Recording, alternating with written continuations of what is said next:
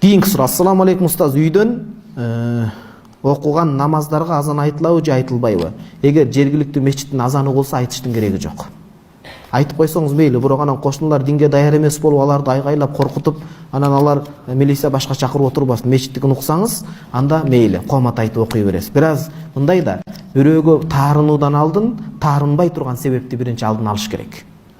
Деген өлүктөрдө башка жерлерде эт жеген болбойт экен деп туугандар менен мамилени түзүп койгон болбойт. Биринчи жолу иштеп жеткирдиңизби, жокпу? Же Кудайды таанытпасаңыз, же шариаттан бир мээнет кылып үйрөтпөсөңүз, бүгүн эле келип алып тамактан баштабаш керек да.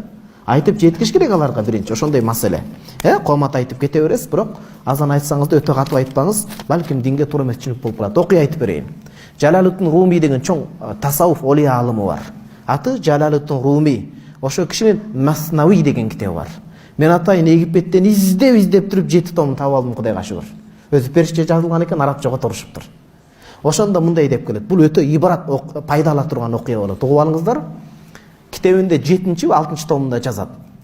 Бир адам илим окубаса, көрөгөч болбосо, динге пайда эмес зыяны келип калат деген маселеде да бул. Айтып атпайбызбы? Кошуналарыңыз түшүнбөсө, зыян берип калышы мүмкүн. Динди жаман көрсөтүп коюшуңуз мүмкүн. Бир адам азан чыкырат экен. Үнү жакшы болсо жакшы, каргыл үн, мукам үн деген жок. Чыкырганда да тажвид эрежелери туура эмес. Каттуу казак туугандар айтмакчы, айгайлап, кыйкырып, бир качып келе тургандай, бир жаман кабар угуза тургандай азан айтат экен да. Анан жергиликтүү туугандар тажап, азан өзү жакшы, маселени туура түшүнүш керек. Бул туура эмес жеткирип атат да. Адамдар түнү уктай албай, уйкусу качып, жаш балдар коркуп ыйлап, врачтарга, молдорго дем салдырып, такыр заманасы курулуп кетиптир. Кандай кылабыз деп ар ойлонушуп, бер ойлонушуп, бир котулуштун жолун табыштыр. Ажыке дептир. Азанчын айтып атат, ажыке.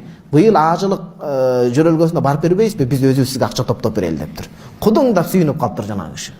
Анан кошун айылынан жок экен, коңшу алысыраак айылдан кошулуп, төөгербен заманы болгондо, кошулуп анан барыптыр. Ажылык илгери сапар төө менен сапар кезип чыгышкан, барып, анан ажылыкка жакын болгон бир жерге барып түнөп калыштыр.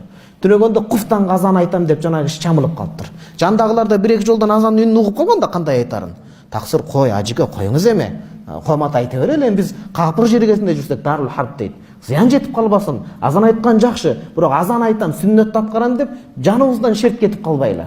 Таксырым кичине мусулман адамда математика баш деген иштеш керек, көрөгөч болуш керек деген экен. Десе жок, мен азан айтам деп эч кимге эжа бербей, бой бербей, азан айтыптыр анан кумганга дарат болуп. Азан айтса бир христиан адам жүгүрүп, мондай патмостоп коет го, эми бизче айтканда бир эң баалуу белектерди алып келип издеп жана адамды келиптир. Жана азанчыңардын аты ким? Мухаммед бе? Же башка бир айтор. Азанчыңар ким? Ошого мен баалуу белектерди алып келдим. Гаухар таш, алтын, күмүш, ушундай бир тамактар. Анан жанагы адам азан айткан сизби? Сиз. Тура калып пешинесинен өптүр жана христиан адам. Поп. Пешинесинен өп, ушул алтын байлыктын баары сизге дептир. Таң калып калыптыр. Эч ким менден ыраазы болгон эмес, мында сен менден ыраазы болдуңбу дептир.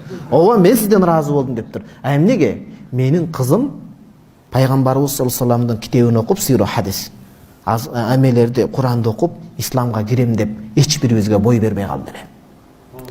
Диге алып бардым болду, буга алып бардым. Исламга бир кадам калды эле.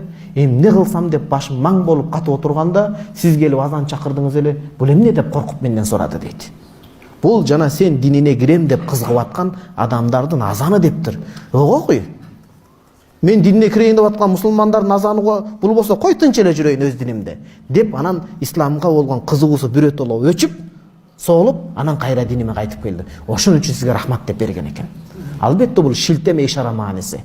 Муну туура түшүнүш керек. Түз мааниде эмес. Кийин жумурткадан кыргыз дегендер акыл үйрөтүп отурбасын. Бул дегени ишти кылыш керек, бирок ошонун аркасынан биздин динибизге зыян келип калбаш керек. Шейх Рамадан ал-Бути айтат, сырткы исламга сырткы душмандардан дагы чала сават ички душмандардын, ички мусулмандардын зыяны көбүрөөк дейт. Султан Абдул Хамид II баягы Усман халифанын акыркы падышасы ошол айткан, мен аалым адамдан коркпойм, мен чала сават молдодон коркомун деген экен. Чала саваттыгы менен ал дининге көп зыян келтирип коет деген да. Ошол сыяктуу таксыр азан маселеси ушундай, карап көрөсүз.